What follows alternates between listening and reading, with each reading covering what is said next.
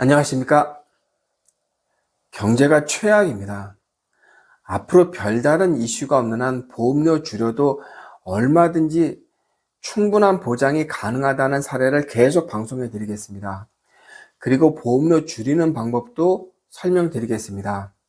저는 가차없이 인정사정 안 보고 줄여드립니다. 어제 제가 전화를 한 통 받았습니다. 충남 당진에서 식당을 운영하는 부부인데 얼마 전 가게 운영이 어려워 온 가족이 가입한 보험에 약관 대출 가능 여부를 물어보셔서 제가 얼마 안 된다고 이야기했습니다. 그리고 약관 대출은 이자도 높아서 제가 권하지 않는다고 말씀드렸는데 결국 온 가족 보험을 담보로 약관 대출 200만 원을 받았습니다. 그리고 대출을 받은 지 일주일도 안 되었는데 혹시 가입한 보장 내용 중 보장을 줄이면 얼마나 보험료를 줄일 수 있겠냐고 저한테 물어봤습니다. 심지어는 암 보장도 빼달라고 말씀하셨습니다. 그러면서 한숨을 크게 내쉬었습니다. 코로나 때보다 지금이 훨씬 더 어렵다고 합니다. 그런데 별로 줄일 만한 보장도 없었습니다. 줄여봤자 얼마 줄여지지도 않아요. 그리고 잠시 후 남편분이 저한테 또 전화 와서 보험은 그냥 두겠다고 이야기했습니다. 제가 힘들면 언제든지 저한테 전화 달라고 이야기했습니다. 조금이라도 정말 조금이라도 줄이겠다고 제가 이야기했습니다. 이렇게 어려울 때 우리를 더 힘들게 하는 사람들이 있습니다. 보험 점검을 빌미로 더 비싼 보험을 권하는 일부 몰지각한 설계사들이 있습니다. 이들의 목적은 딱 하나입니다. 나와 우리 가족이 가입한 모든 보험을 해약시키고 기존 보험보다 정말 약간 조금 줄여서 새로 가입시키는 겁니다. 이래서는 곤란합니다. 아예 나에게 필요한 보험이 이거다라는 기준을 여러분 스스로 세우셔야 합니다. 저는 보험 설계사 경력이 이제 21년 차이고 보험 대리점을 설립해서 운영한 지는 이제 9년이 됐습니다. 보다시피 제 사무실에는 총무 여직원도 없고요. 다른 보험 설계사들도 아무도 없습니다. 저 혼자 운영을 하고 있습니다. 제 대리점 이름이 김승범 보험 대리점입니다. 제 유튜브도 김승범 TV지 않습니까? 대리점 이름도 김승범 보험 대리점입니다. 9년 전 대리점 이름을 정하려고 할 때 하도 중복되는 게 많아서 개인 사업자들은 이제 이름을 정해야 되지 않습니까? 근데 뭐 좋은 보험, 착한 보험, 저렴한 보험 이거 다 있더라. 저렴하다는 말은 이제 쓰기 어려워서 하도 중복되는 게 많아서 빨리는 해야 되겠고 에라 모르겠다고 제 이름을 넣어서 대리점 이름을 정했습니다. 제가 보험 설계사라는데 큰 원칙이 비싸면 보험이 아니다. 비싸면 보험이 아니다. 그리고 또 한 가지, 내가 가입하지 않을 보험을 권하진 않는다. 내가 가입하지 않을 보험을 남한테 권하지 않는다라는 점입니다. 여러 생명보험사 설계사들이 저축도 되는 종신보험을 30만 원, 50만 원, 100만 원 이렇게 판매하고 있습니다. 저축도 되고 보장도 되는 좋은 보험이라고. 여러분 그 설계사들한테 반대로 한번 물어보십시오. 당신은 그거 가입했어? 그럼 당신은 수수료도 나오니까 월 100만 원이 아니라 한 1000만 원 정도 하겠네? 아마 아무도 가입하지 않았을 겁니다. 왜냐하면 저축이 하나도 안 되기 때문입니다.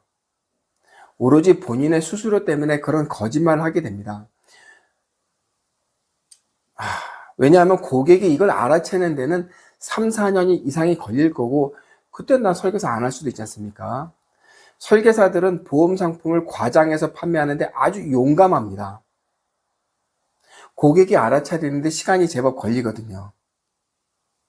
그리고 그때는 내가 보험 설계사를 안 하고 있을 가능성도 높습니다. 저는 보험 설계사를 하려는 분들이 저한테 이제 이거 어떻게 보험 설계사 하는 거냐고 저한테 물으면 꼭 창업을 하라고 얘기합니다.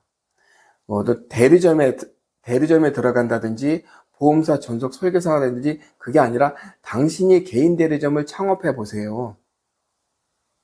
네. 그리고 보험 설계사는 개인 대리점을 창업할 수 있습니다. 개인 사업자로 얼마든지 운영을 할 수가 있습니다.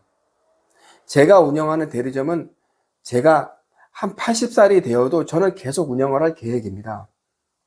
제가 이제 시력이 나이가 먹으면 이제 시력도 안 좋아지고 시력이 안 좋아서 모니터를 보기 어려울 때까지는 제가 계속 할 겁니다. 그리고 상담이 가능할 나이 무슨 상관이 있겠습니까? 80이든 90이든. 그리고 제가 운영하는데 개인 사업자니까 누가 실적이 적네 이걸 팔아야지 이런 사람도 없습니다. 제가 알아서 파는 겁니다.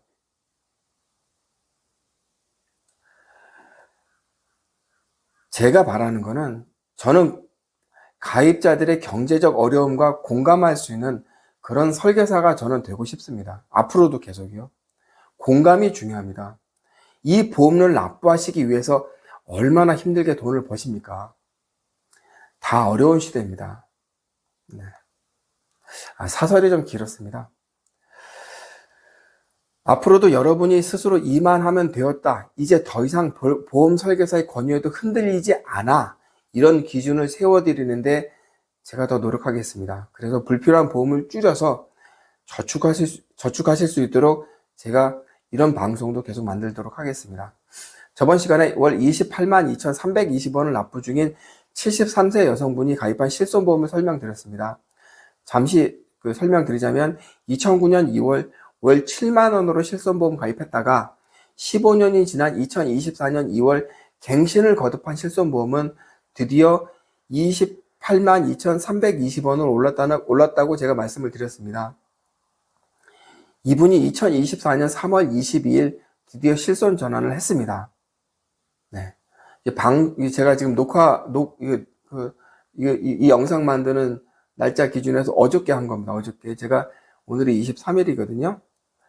네. 실손 전환하는 청약서에 서명을 하시면서도 1세대가 좋았는데 하면서 많이 아쉬워했습니다. 총 23페이지 정도의 청약서에 서명을 한 장 한 장 하면서도 좋긴 좋았는데 너무 비싸서 내가 능력이 안 돼. 이런 얘기를 계속 하셨습니다. 저는 이제 미련을 버리라 그렇게 말씀드렸습니다. 1세대 실손보험과 4세대 실손보험 보장 차이는 아주 큽니다. 그러나 보험료 차이도 아주 큽니다. 그거는 1세대 실손보험, 현재 28만 2,320원의 1세대 실손보험은 다음 갱신 시점이 2029년이 되면 아마 보험료 60만 원을 돌파할 겁니다. 힘들죠? 네. 변경 청약서와 실손 전환 청약서 서명을 마치고 모든 절차를 마무리했습니다. 보험료는 실손 전환 후 보험료는 월 63,482원으로 변경되었습니다. 4세대 실손보험은 1세대에 비해서 많이 저렴합니다. 그리고 1세대 실손보험과 4세대 실손보험의 보장 차이를 제가 구체적으로 설명드렸습니다. 그리고 주의사항도 설명드렸습니다. 비급여 한방진료, 비급여 치과진료는 해당되지 않는다. 지금 4세대 실손보험은 그렇게 또 설명드렸습니다. 이분은 얼마 전까지 어깨를 좀 다쳐서 한의원에서 한제에 50만 원 하는 약제를 드셨고 이를 보험금으로 받았습니다. 특히 이 부분을 많이 아쉬워했습니다. 네. 4세대 실손보험은 비급여 한방비용을 보장하지 않습니다. 비급여 한방비용을 보장하지 않습니다. 의료보험이 되는 급여 부분은 보장하는데 사실 한의원에서 의료보험으로 보장받는 치료는 침뜸 부항과 기성품 약제입니다. 기성품 약제. 이거는 진료비가 얼마 나오지 않습니다. 그래도 혹시나 이런 치료가 효과가 없다 이런 얘기는 아닙니다. 오히려 비싼 비급여 한약제 치료보다는 보다 현실적인 한의원 진료가 가능하지 않을까도 저는 생각을 합니다. 한의원에 가면 꼭 50만 원짜리 보약만 권하지는 않습니다. 진료비 10,000원, 20,000원 정도 되는 훌륭한 치료들도 많이 있습니다. 그리고 의료보험에서 적용되는 좋은 약제들도 있습니다. 잘 낫지 않는 감기, 위장병, 여성들 산부인과 질환 이런 것들은 기성품으로 되는 의료보험 되는 한의원 약재도 한번 드셔보시는 것도 저는 뭐 좋다고 생각합니다. 물론 침뜸 그런 것들도 효과가 있고요. 이런 진료 다 해봐야 10,000원대입니다. 10,000원대. 의료보험이 다 적용되니까. 이런 거는 우리가 얼마든지 할 수도 있죠. 그렇지 않습니까? 네. 그리고 이런 걸 이제 진료를 받다 그러면 10,000원이 넘어가는 부분에 대해서는 4세대 실손보험에서 보장도 됩니다. 아무튼 73세 여성분은 비급여 한방진료가 안 되는 아쉬움은 뒤로 하고 구민체육센터에서 수용을 해서 극복하시겠다는 게 어머님의 생각입니다. 어저께 등록을 하셨다고 합니다. 네. 실손 전환하면서 남는 그 보험료로 수용, 그 구민체육센터에서 하는 수용 그걸 등록을 했다고 합니다. 참으로 좋은 말씀입니다. 보험료가 22만 원 줄어든 만큼 이걸 저축하기도 그렇고 수용도 하고 뭐 이제 등산도 하고 그러시겠다고 합니다. 실손 전환도 보험을 새로 가입하는 행위입니다. 언제 전환해야 하느냐고 저 댓글에 물어보신 분도 계시는데 언제 전환하냐? 이번 달 기존 보험료 출금 전에 하셔야 됩니다. 73세 여성분은 매월 25일 보험료가 출금되는데 월말에 만약에 조금 더 끌어서 월말에 전환하시겠다고 한다면 그러면 기존 보험료 28만 원이 25일날 출금되죠. 그리고 월말에 또 전환하는 실손보험료 4세대 실손보험 63,000원 또 납부해야 되죠. 이렇게 되면 곤란하죠. 네. 이렇게 되면 곤란합니다. 네. 그래서 제가 25일 출금 전 22일 날 실손 전환 날짜를 잡은 것도 바로 출금 전에 하자. 이제 그렇게 제가 날짜를 권해드린 겁니다. 왜냐하면 며칠 전까지만 해도 저번 주만 하더라도 계속 이제 한의원 진료를 보셨었거든요. 네, 그래서 최대한 늦추다 이제 더 이상 늦추면 안 되겠다 싶어가지고 25일 출금 전에 제가 그 실손 전환을 하게 된 겁니다. 네. 실손 전환은 언제 하면 좋으냐? 네. 하시겠다고 마음 먹으셨다면 이번 달 보험료 빠지기 전에 하셔야 됩니다. 네.